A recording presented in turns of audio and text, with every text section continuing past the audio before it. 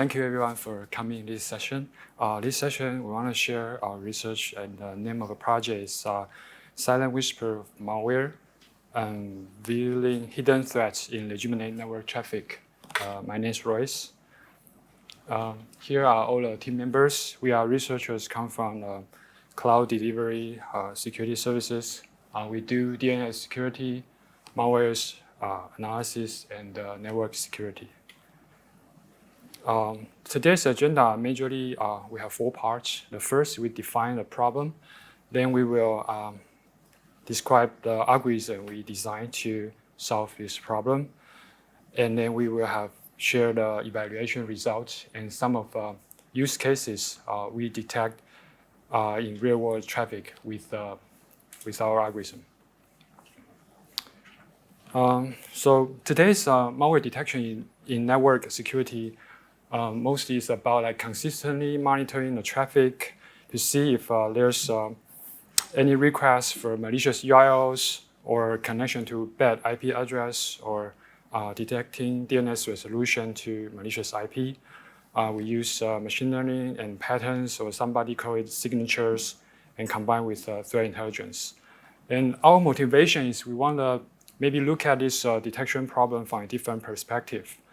And we know that malware sometimes they'll abuse certain benign network services, like they use what is my IP to get your location information, or they'll connect to Twitter, connect to GitHub or C2 purpose. So we're thinking, can we design an algorithm that generates a signature to describe the combination of abused benign services for detecting malware? And we also want to add a short time window on top of these signatures, because for example, 5 minutes to ensure the quality and to control the false positive. Okay. To attack this problem, there are a few I think key questions needs to be answered. First is, where's the data for the research? So we majorly rely on the PCAPs generated by our sandbox analysis. We also ingest some of the reverse engineer reports and security blogs as supplementary data sources. Okay, then the second is signature generation. After we have a data source, how to select the most indicative combination of benign URLs? We use a greedy graph algorithm to generate a signature. Later on, we'll describe in detail. And then following question will be the quality control. How do we make sure the signature won't false alarm on the legitimate network activities? So we cross-check all the generated signature against the real-world traffic. And lastly, how do we deploy this kind of signature to provide real value? So you can envision it will be a good add-on for endpoint security. They know which process is doing what. So if we have this type of signature, endpoint security can use, malware sandbox can use, and maybe also DNS security, URL filtering, and IDS system, IPS IDS system. Okay, so let's start from the algorithm. Here's our thought process regarding the algorithm design. So for the malicious URL, one single connection is enough for us to make the decision. This is bad. However, for a benign URL connection, like connect to Twitter or GitHub, like previous example we discussed, even it has a high malware rate, meaning many instances of malware abuse it, this is not enough for the evidence to make a decision. So if one benign URL is not enough, so how about we start with one benign URL with high malware rate, and we combine with other benign URL and also have high malware rate, and together forming a pattern, forming a signature. So if we view each benign URL as a node of a graph, and 2 nodes connect by an edge serve as a signature to quantify how many malware instances abuse these 2 benign URLs during the sandbox analysis. We can transform the signature generation question into a problem to find a subgraph with highest malware abuse level. Okay, so first, we extract the relationship we found during analysis, like for a given file, after it executed in sandbox, which network services it connected to. And based on this relation, we're able to construct the graph. As the figure, each node represents an abuse URL, and each edge represents that two associated URL has been visited during the sandbox analysis session. And when we adding edges among these nodes, there are two possibilities to consider, right? If a sample connects to only node A or node B, we don't add any edge. If a sample connects to both node A and node B, then we will add an edge. So because this graph is extracted from the analysis report, so the sample is actually connected to all of them. So the final result will be a fully connected graph. And if any node is a known bad URL or with a bad reputation URL, we will remove it because currently we want to focus on the benign URL only. And after we construct this graph, we'll proceed to the next step. So we will construct such a graph for each analysis session. And then we will combine all of these subgraphs into one big unified graph. And this one big unified graph won't be fully connected anymore, because to be fully connected, all of the sample need to visit all of the nodes during an analysis, which is impossible. So it won't be a fully connected graph.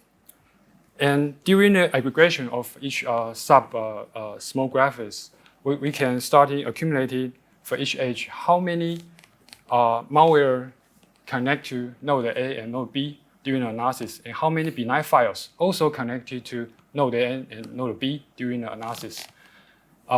We call this malware rate or abuse level. So the higher the malware rate, the more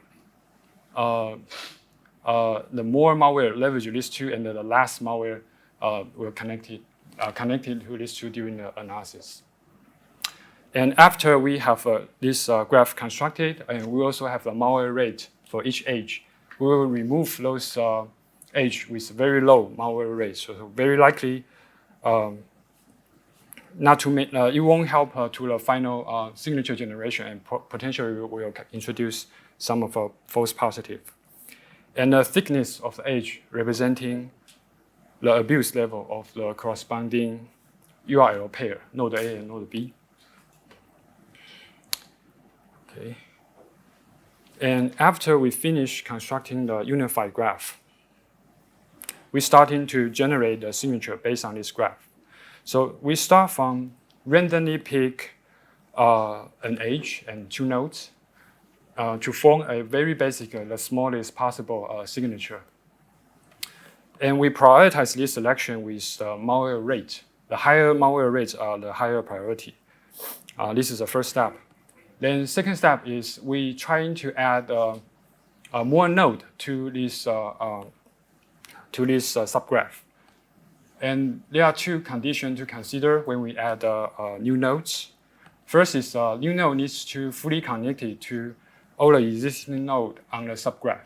The reason is if it is not fully connected to all the existing node, it is introducing a OR condition, meaning some of the malware may connect to node A or node B. And that implies we probably are mixing two different clusters of malwares, has different abuse behaviors. So that is not how we want. And the second thing to consider is a greedy expansion. So let's say if there are multiple nodes, they're all connected to all the existing nodes. The next node to select is the node that has the weight, highest abuse level to all the existing nodes. Okay. So the termination condition is this procedure will continue until no more node can be added to the subgraph, and then we have a signature generated. And to generate another signature, we just randomly pick a new edge to start with, and go through the same process. So here we conclude the signature algorithm.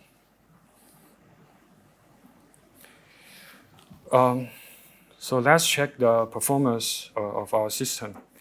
So we match the generated signature against our sandbox August data, and to see checking their efficacy. And because sandbox, we know what we analyze in the sandbox, which malware we analyze in the sandbox. So we're able to tag each signature with malware profile and malware information. And thus, if we in the future deploy this to a production, we know this signature was triggered by which malware family. Can have more information about the underlying malware. And this display image illustrated the detection number and distribution of different malware families. We so far did not identify any false positive in the August data set, so indicating that these signatures are representative of a network of malware and do not trigger any benign sample traffic. And you can see in the figure, it's cover a broad range of different malware families, which means this set of signature also can cover representative traffic of different types of abused network behavior. And if we look at abused benign network services by categories, here's statistics. The biggest one is computer and the network, computer and the internet info, followed by search engine. And next is business and economy, and personal sites and blogs. And if we further break down the data and examine each individual benign service being abused, the ranking is like follows. The first two, search.yahoo.com and search.lycos.com, they are search engine. These two are related to a worm spreading techniques that worm will search emails and will use this search engine to search emails for spreading spam and other malicious activities. The next is altavista.com, and this one and lavasoft.com and baidu.com, they're adware related services. And whatismyip.com is often used by malware for get IP information. And the next two is myspace.com and blogger.com. These two, we noticed that some of attackers, they will host C2 service as a personal blog, and malware will subscribe the personal blog through with RSS to receive the command from the attacker. Lastly is wikipedia.org. This is related to a DGA algorithm I will describe later.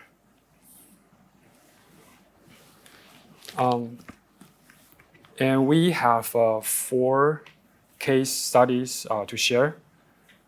And this case study are malware we detected with the signature in our sandbox August data. The first one is XorDDos Trojan. XorDDos is spreading through the brute force, SSH brute force, and it also has a rookie module to hide its process, port, and network activities. And it also embedded a list of C2 command that is encrypted with its static XOR key. And this case showed that our algorithm can work not just on URLs, but also IP addresses. And the first bullet, it shows the combination of the signature. Okay, and this IP address belongs to public hosting providers, which was exploited by XorDDos campaign during August 2023. The figure here shows is a trend that DNS resolution to these IPs. We can see that before like July 26 is almost like 0, but after July 26 they're starting to have some activity, and after August 6 is roughly every day have 25,000 resolution, and it's reached a peak.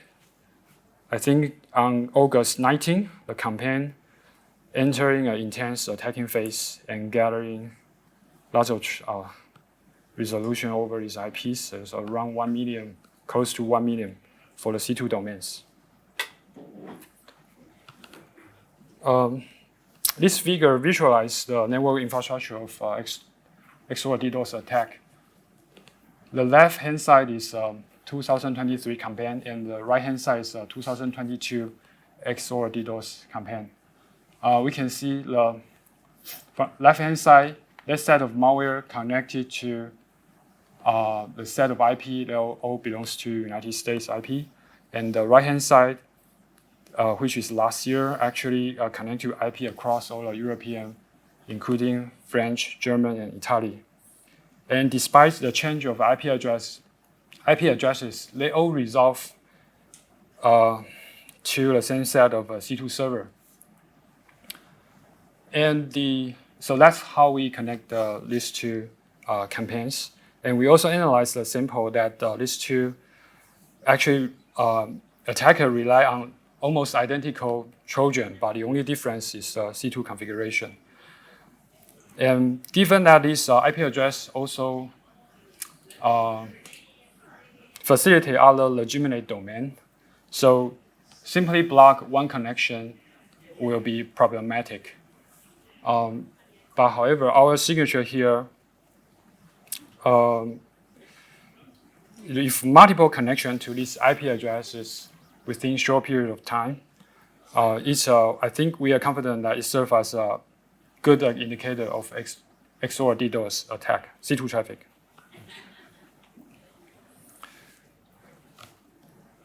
Okay. Microsoft actually published a very comprehensive analysis in 2022 about XorDDos. Here's a high-level overview. It actually first will scan the target device, see if there's any directory traversal vulnerability. For example, they want to access the /etc/password for username. And if that's success, they will start a SS brute force with those username to the target device for the access.